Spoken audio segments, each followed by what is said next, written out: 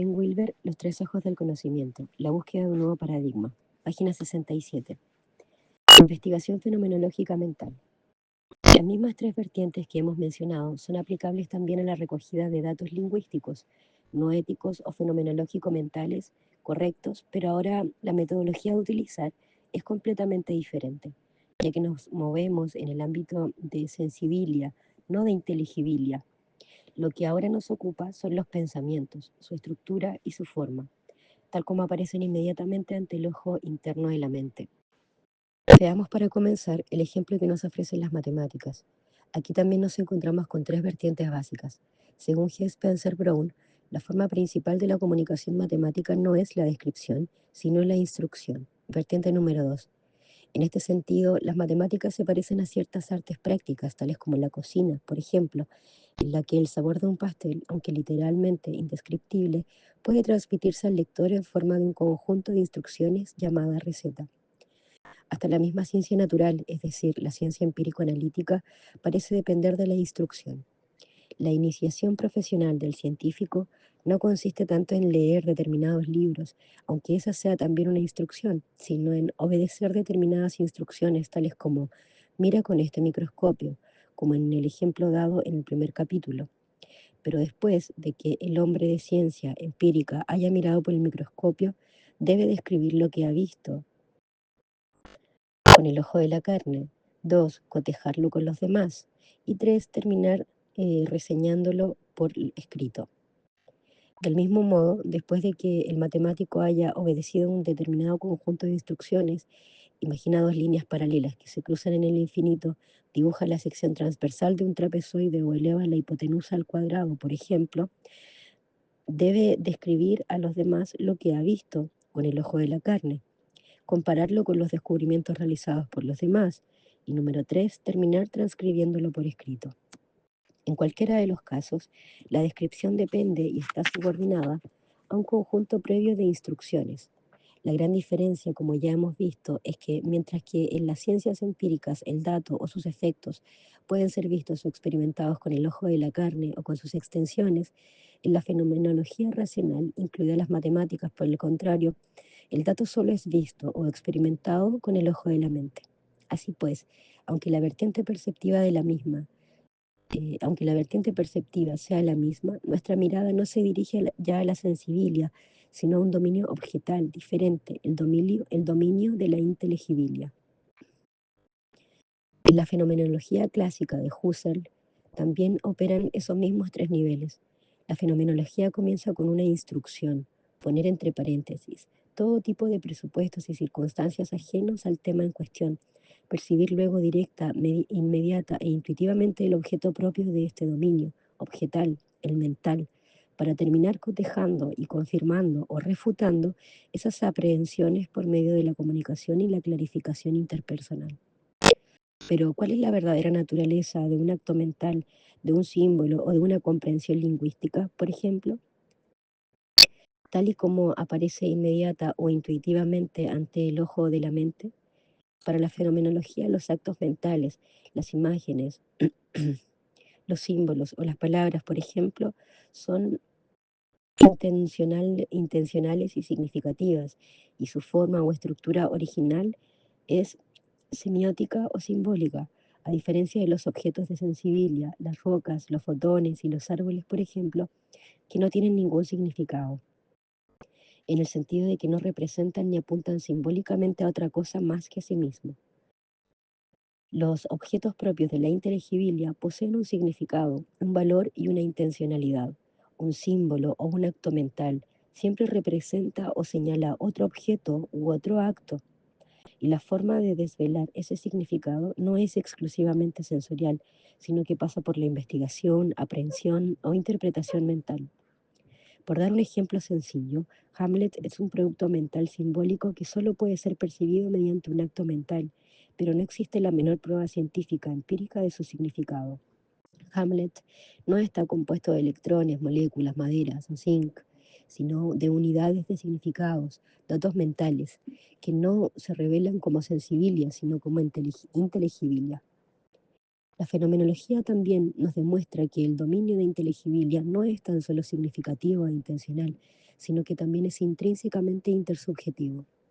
Si tú me transmites un símbolo, por ejemplo, la palabra manzana, y yo lo comprendo o lo capto intuitivamente, ese símbolo antes estaba literalmente en tu cabeza o en tu mente, ahora está en mi cabeza o en mi mente. Según este ejemplo, ambos estamos vinculados directa e íntimamente en un acontecimiento intersubjetivo, en un diálogo interpersonal.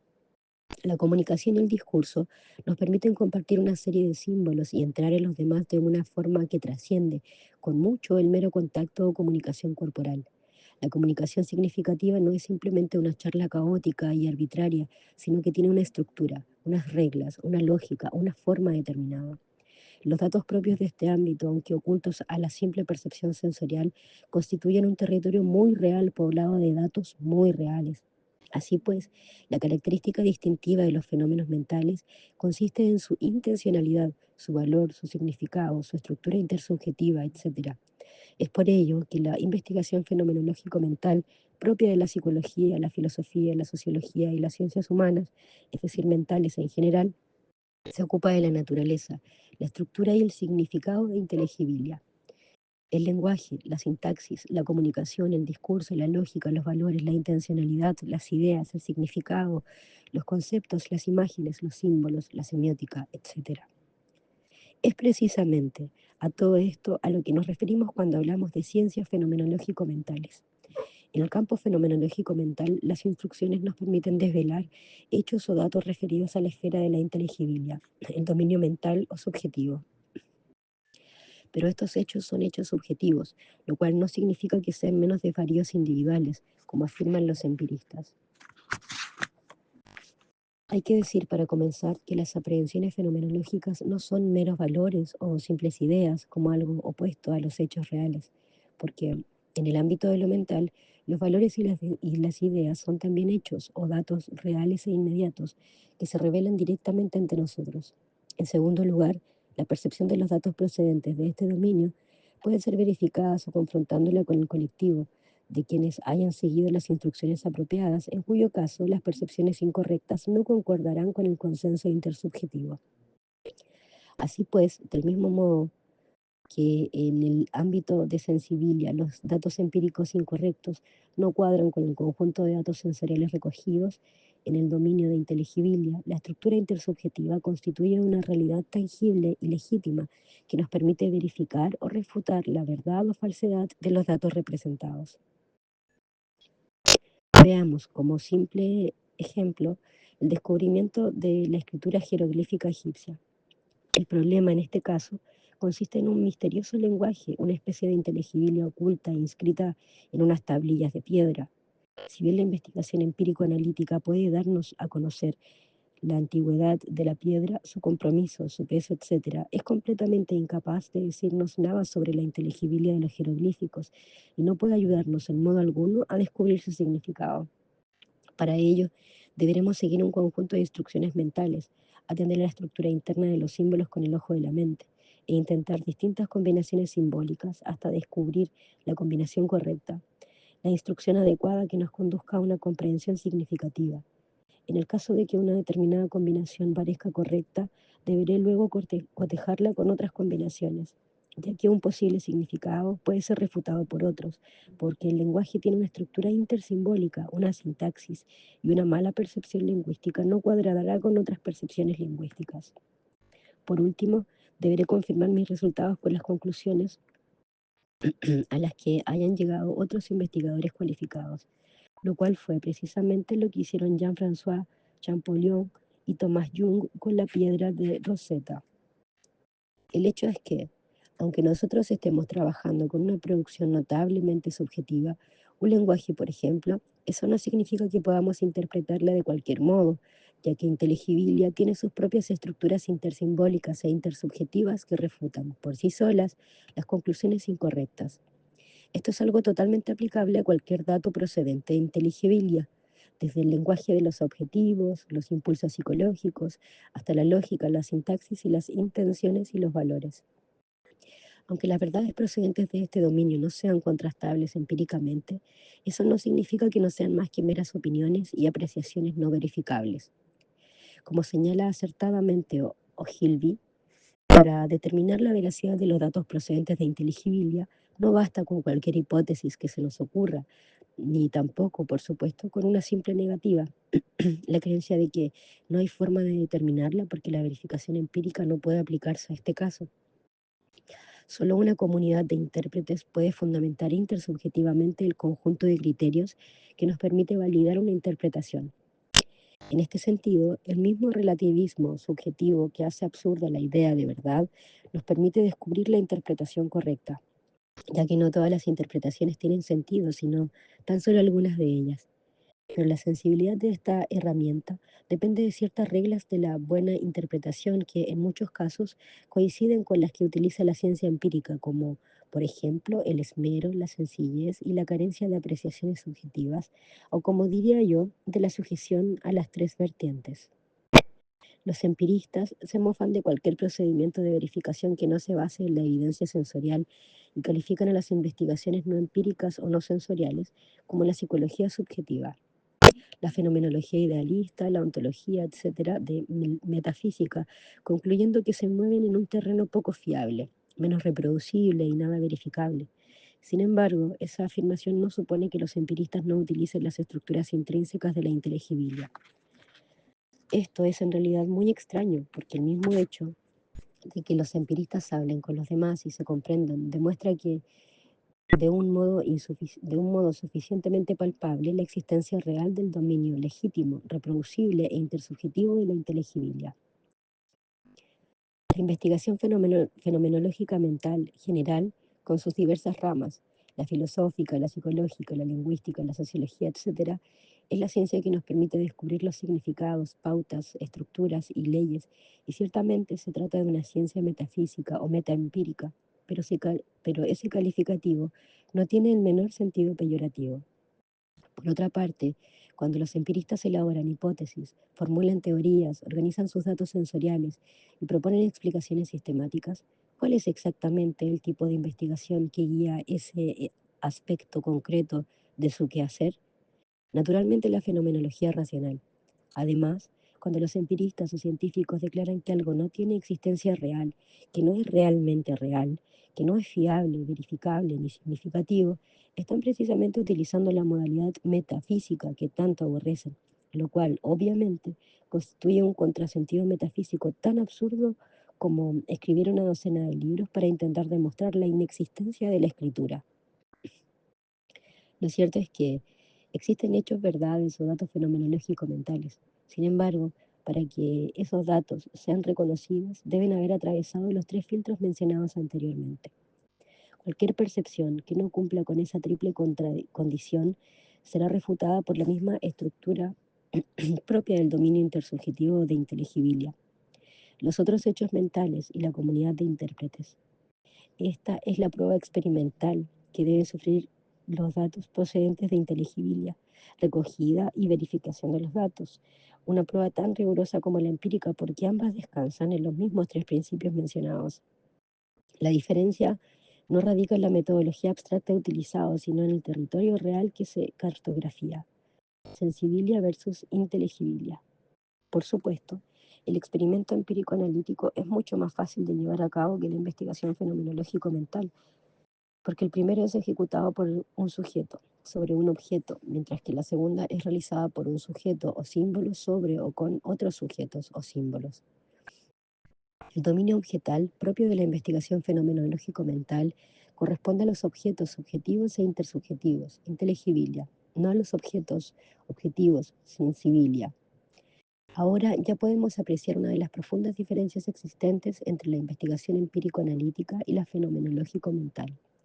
La investigación empírico-analítica utiliza la mente simbólica para cartografiar o reflejar el mundo presimbólico, mientras que la investigación fenomenológico-mental utiliza la mente simbólica para cartografiarse o reflejarse a sí misma. En este último caso, los símbolos se utilizan para reflejar o representar otros símbolos, los cuales a su vez reflejan el reflejo, y así, siguiendo en una especie de círculo hermenéutico de significados co-creados por dos mentes o símbolos que se investigan mutuamente. El ejemplo más sencillo de lo que estamos diciendo lo constituye la comunicación verbal. Cuando nosotros dialogamos, yo intento captar el significado de lo que dices mientras tú intentas hacer lo mismo conmigo. De ese modo vamos penetrando en un círculo intersubjetivo. Cuando un símbolo denota a otro, este último puede responder de una forma proactiva, mientras que los objetos presimbólicos como las rocas, electrones y los planetas solo responden en forma reactiva. Así pues, la investigación fenomenológico-mental no es tanto una actividad objetiva como una red intersubjetiva, y es precisamente esa misma red que fundamenta la búsqueda del conocimiento propio de inteligibilidad. Una posición empírica es cierta si refleja un modo más o menos exacto el mundo sensorial, biomaterial y objetivo, pero una proposición fenomenológico-mental, en cambio, solo es verdadera cuando se ajusta a una estructura intersubjetiva de significados, o como sucede en las matemáticas, a una lógica intersimbólica. Así, por ejemplo, en los teoremas matemáticos, es decir, hipótesis con instrucciones y lógicas, nosotros no buscamos los hechos empíricos para demostrarlos o refutarlos, porque en este dominio los hechos son unidades intersimbólicas. La verdad de un teorema no depende de su adecuación a la evidencia sensorial, sino de su ajuste al consenso de la lógica intersimbólica. En este caso no se trata de la mente actuando sobre la materia, sino de la mente actuando sobre sí misma. Resumamos, pues, las diferencias más importantes existentes entre la investigación empírico-analítica y la indagación fenomenológico-mental. 1. Investigación empírico-analítica es llevada a cabo por un sujeto sobre otro objeto, mientras que la fenomenológico-mental es realizada por un sujeto o símbolo sobre o con otros sujetos o símbolos. 2. La investigación empírico-analítica En la investigación empírico-analítica, el referente del conocimiento conceptual no es el mismo conocimiento conceptual, mientras que en la fenomenológico-mental, el referente la constituyen los mismos procesos de conocimiento conceptual. La estructura de las ideas, el lenguaje, la comunicación, las intenciones, etcétera, por decirlo de modo más sencillo. 3. Los hechos, datos con que opera la investigación empírico-analítica son cosas, mientras que los hechos, datos propios de la investigación fenomenológico-mental son pensamientos. 4. En la investigación empírico-analítica, las proposiciones son intencionales, simbólicas, pero los datos no lo son, presimbólicos, mientras que en la fenomenología, en lo fenomenológico mental, tanto las proposiciones como los datos son intencionales y simbólicos. 5. La investigación empírico-analítica trabaja fundamentalmente con cosas existentes en la naturaleza. Una de las principales diferencias existentes entre ambas descansa en la misma diferencia que existe entre la naturaleza, desplegada como sensibilia, y la historia humana, desplegada como inteligibilia. A fin de cuentas, ¿acaso no es la distinción entre acción voluntaria, intención mental y comportamiento mecánico o casualidad física una nueva versión de la antigua controversia entre la libertad humana y la necesidad natural? La historia es una crónica de acciones, no de reacciones, de argumentos intencionales que tienen un planteamiento, un nudo y un desenlace. La lógica propia de los conceptos de espacio, de tiempo y de masa, sensibilia, es radicalmente diferente a la lógica propia de los conceptos tales como triunfo, honor, obligación, inteligibilia, ya que en este último caso el contexto en el que surgen no es natural, es decir, histórico. Las creaciones de la razón trascienden la uniforme regularidad de las leyes naturales. Este fenómeno no tiene que ver con la evolución natural, sino con la historia humana. En esta última, el lenguaje utilizado en la formulación de la intención creativa consiste en un conjunto de términos históricos, juega un papel constitutivo, ya que sus significados no vienen naturalmente dados, sino que son sucesivamente constituidos por la forma en la que son utilizados, es decir, históricamente. Así pues, cualquier criterio aplicable en este dominio no puede reducirse a la mera descripción ahistórica de los fenómenos naturales, del mismo modo que tampoco podemos reducir el producto histórico de los jeroglíficos egipcios a sus simples elementos constitutivos empíricos y sensoriales. Pero tal vez una de las diferencias más importantes y realmente una de las más fáciles de utilizar es la siguiente. 2 puntos. 6. La investigación empírico-analítica es un monólogo. Un investigador simbolizante contempla un suceso no simbólico, mientras que la investigación fenomenológico-mental es un diálogo. Un investigador simbolizante contempla a otro suceso simbólico. El paradigma de la investigación empírico-analítica es yo veo la roca, mientras que el de la fenomenológico-mental es yo hablo contigo y tú hablas conmigo. La investigación empírico-analítica puede realizarse sin dialogar con el objeto de su investigación. Ningún científico empírico, por ejemplo, habla con los electrones, el plástico, las moléculas, los protozoos, los helechos o lo que sea, porque está estudiando entidades preverbales. Pero el verdadero campo de acción de la investigación fenomenológico-mental es un intercambio de comunicación, una relación intersubjetiva e intersimbólica, lenguaje y lógica. Por ello, es por lo que la investigación fenomenológico-mental impone la necesidad de entablar un diálogo con el sujeto de su investigación. Así pues, cualquier ciencia que hable con el sujeto de su investigación no es empírica, monológica, sino fenomenológica, dialógica. 7. En resumen, pues, la investigación empírico-analítica recoge sus datos del reino de sensibilia, mientras que la fenomenológico-mental trabaja con datos procedentes de inteligibilia. Algunos ejemplos en el campo de la psicología. Veamos algunos ejemplos de estas diferentes metodologías en el campo de la psicología. Cuando la investigación exclusivamente empírico-analítica se aplicó al ser humano, engendró el conductismo clásico que, en su forma típica, Skinner solo acepta como válidos a los datos procedentes de sensibilia, los hechos percibidos objetivamente. En realidad, para el conductismo, la mente como tal, mente, es punto menos que descartada. Y el ser humano es un mecanismo muy complejo, pero absolutamente reactivo. Por ello, dejando de lado a la mente, se dedica a recoger todo tipo de datos sensoriales, objetivos como guías de refuerzos positivos y negativos, respuestas condicionadas, etc.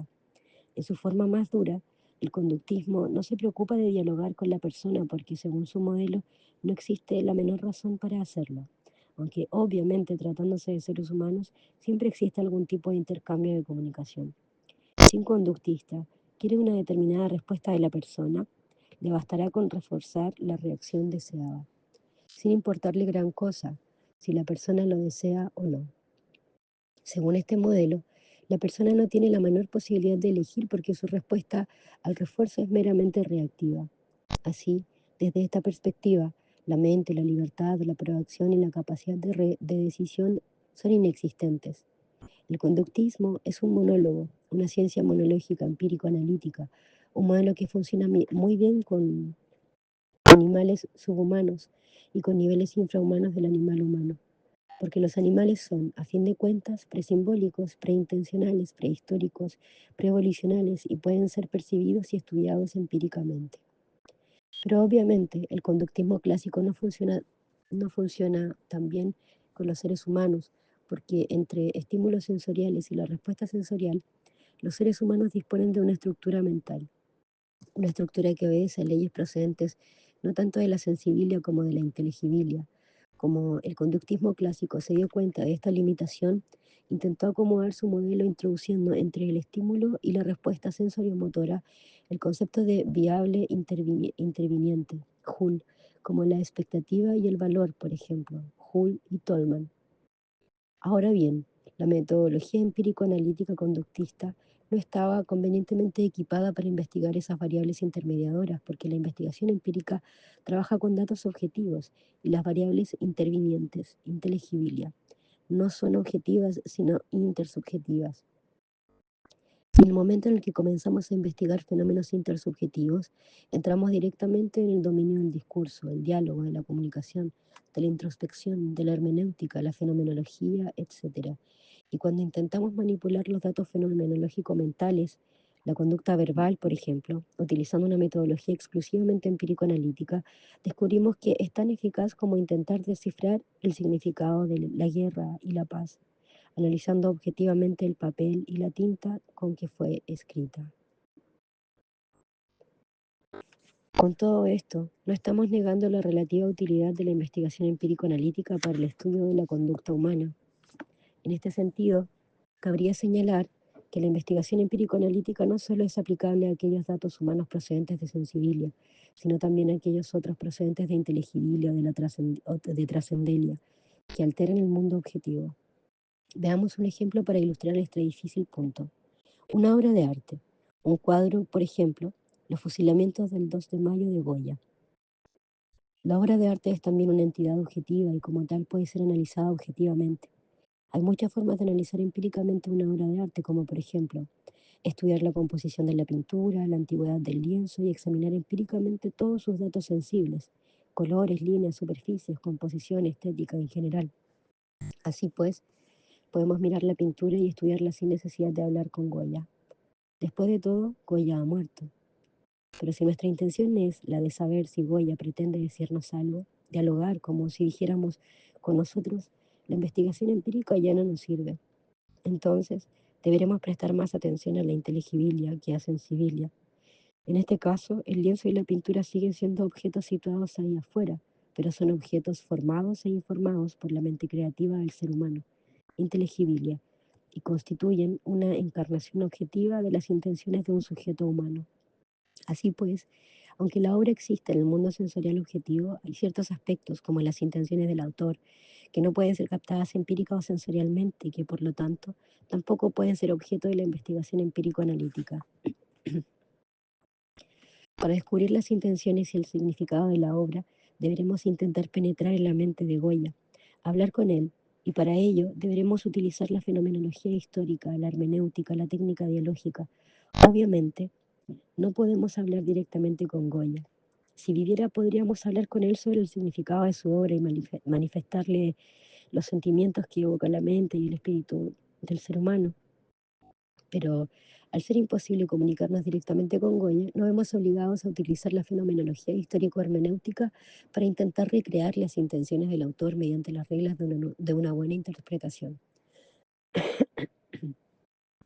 Para ello, deberemos estudiar el periodo y el clima histórico en el que pintó Goya con el objeto de aprender e interpretar sus intenciones personales, subjetivas, y por último, deberemos contejar, cotejar nuestra interpretación con las conclusiones a las que llegaron los otros intérpretes competentes. Si no lo hacemos así, las únicas intenciones que descubriremos serán las nuestras. La investigación histórica, fenomenológica e ideológica nos permite desvelar no solo el sentido estético de la pintura, sino también su significado. Goya estaba intentando decirnos algo. La obra fue pintada en plena invasión napoleónica, una época terrible de guerra civil y pelotones de ejecución que llenaba de horror a Goya. La pintura es espléndida y enfebrecida y pone vívidamente de manifiesto las atrocidades que pueden cometer los seres humanos cuando se entregan a la barbarie de la guerra.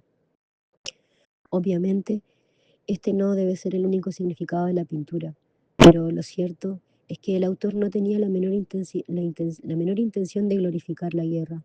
Así pues, la fenomenología hermenéutica quizá nos permita revelar todos los significados reales de la obra, pero no nos permite revelar todos los significados reales de la obra, pero sí que nos ayuda a desvelar algunos de ellos, posiblemente la mayoría.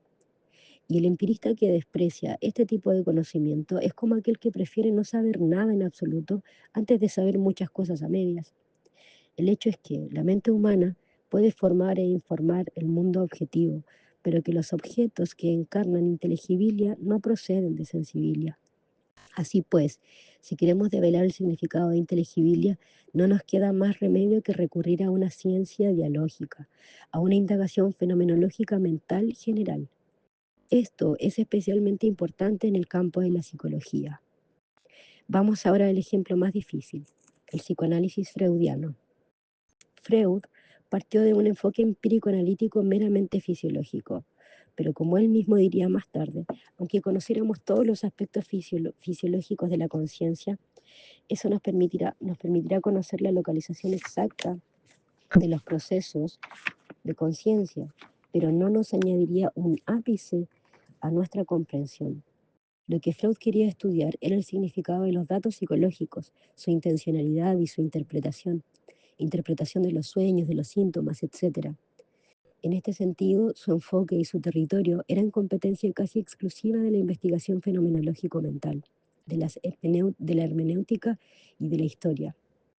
En este caso, la historia y evolución del sistema egoico de la persona, sus fijaciones, sus traumas, sus represiones, etc., la conciencia psicoanalítica es una conciencia histórica, una reconstrucción y una remembranza de la historia personal para comprender su influencia presente y, más importante todavía, el psicoanálisis requiere de un discurso intersubjetivo, un diálogo, la cura por medio de la charla. Además, y este es un punto capital, el principal descubrimiento de Freud no fue tanto una teoría como una instrucción, la asociación libre. Diga todo lo que aparece en su mente, que revelaba la existencia de un dominio objetal, datos, ignorando hasta ese momento los procesos primarios inconscientes. La asociación libre, pues, iba más allá de las instrucciones hipnóticas de Bernheim y de Charcot. Tan importante fue esta instrucción que todavía sigue considerándosela como la regla básica del psicoanálisis. Usando esta instrucción, Freud se dedicó a recoger datos procedentes de un nuevo territorio, el proceso primario, inconsciente, datos que solo pueden ser corroborados por alguien que haya atravesado los tres estadios. 1. Utilizar la instrucción de la asociación libre. 2. Aprender los datos resultantes. Y 3. Comparar y contrastar esos datos con el seno de una comunidad de intérpretes competentes. Obviamente, también podemos discernir de algunas de las interpretaciones y teorías de Freud sobre los datos, una distinción a la que volveremos en breve. Pero no debemos perder de vista que la perfección de los datos dependía de la perfección de las instrucciones que utilizaba. Incluso el mismo Jung, en desacuerdo generalmente con la teoría freudiana, reconocía la validez de esos datos. Para que una proporción fenomenológico-mental sea reconocida como válida, no solo debe explicar datos, sino que también debe atravesar con éxito la prueba de la comunicación libre y del discurso intersubjetivo. Algunas de las teorías freudianas han superado con éxito esta prueba y son hoy en día aceptadas por la mayor parte de las escuelas psicoanalíticas modernas, como por ejemplo la existencia de los procesos inconscientes, los mecanismos de defensa o represión, el narcisismo y la importancia de la evolución, existencia de diferentes tipos de estructuras psicológicas. Otras, en cambio, no se ajustan al consenso intersubjetivo y han sido abandonadas, como por ejemplo el origen ídico del ego, el énfasis exagerado de la teología sexual, ciertas especulaciones antropológicas, el falocentrismo y la naturaleza de los sueños. Lo mismo, por supuesto, podríamos decir de Jung, Hunt, Rank y Adler y todos los psicólogos fenomenológicos dialógicos. Aunque sus datos no sean tan palpables, densos como los de los empiristas o conductistas, tampoco son puramente subjetivos, porque la red de comunicación intersubjetiva constituye un correctivo externo para paliar el sesgo de la subjetividad. El hecho es que la psicología fenomenológico-dialógica ha culminado en un impresionante y sólido cuerpo teórico de datos. Entre los más recientes de tales investigadores debemos señalar a Piaget, cuyo sistema presenta un rasgo distintivo característico, una nueva instrucción, el método clínico. Este método es, por supuesto, teológico, ya que Piaget detestaba el empirismo puro, un método basado en el intercambio intersubjetivo. El método clínico consiste básicamente en un depurado protocolo de preguntas y respuestas que se aplica a individuos de diferentes edades, aunque sufre ciertas modificaciones para la etapa preverbal, desde el nacimiento hasta los 2 años, un periodo en el que el niño vive básicamente en el reino de sensibilia, no de inteligibilia. Mediante esta y otras técnicas instructivas, Piaget ha acumulado una gran masa de datos fenomenológico-mentales que ha sometido a un análisis estructural y evolutivo, cuyos resultados han sido ampliamente divulgados. Kohlberg, Loevinger, Brookston, Maslow y otros han utilizado también el mismo tipo de aproximación dialógica. En lo que respecta al legado de Freud, el psicoanálisis ha dado origen a la psicología psicoanalítica del ego, una psicología esencialmente estructural y evolutiva, orientada hacia las relaciones objetales, es decir, intersubjetiva, que coincide sorprendentemente, como muchos han señalado, entre ellos el mismo Piaget, con los datos recogidos por las escuelas cognitivas, estructuralistas y evolutivas. La aparición de instrucciones, las técnicas proyectivas de Rothschild, la percepción temática de Murray, el método clínico de Piaget, completar frases de Lovinger, la asociación libre de Jung, el desarrollo moral de Kohlberg, entre otras, han permitido acumular una enorme cantidad de datos fenomenológicos, lo cual ha acelerado notablemente la comunicación y el discurso abierto entre las diferentes ramas de la psicología. Como resultado de todo esto, disponemos ahora de una visión razonablemente consciente y unificada del crecimiento y del desarrollo psicológico del ser humano, por lo menos en lo que se refiere a los estadios personales. Una visión que es estructural, evolutiva, fenomenológica, interpersonal, funcional y sistémica. Esta visión, obviamente, dista mucho de ser completa, totalmente demostrable y coherente con todos sus detalles. El hecho es, sin embargo, que existe un consenso razonable sobre los hechos, la teoría y la práctica, un movimiento intersubjetivo constante y general de inteligibilidad, que no solo produce datos repetibles, sino que refuta las percepciones incongruentes y las elimina del campo de la búsqueda del conocimiento. Este rechazo potencial habla elocuentemente de un dominio objetal real, inteligibilidad, que fundamenta la investigación y que impide que las verdades procedentes del ámbito de lo subjetivo no sean más que verdades subjetivas.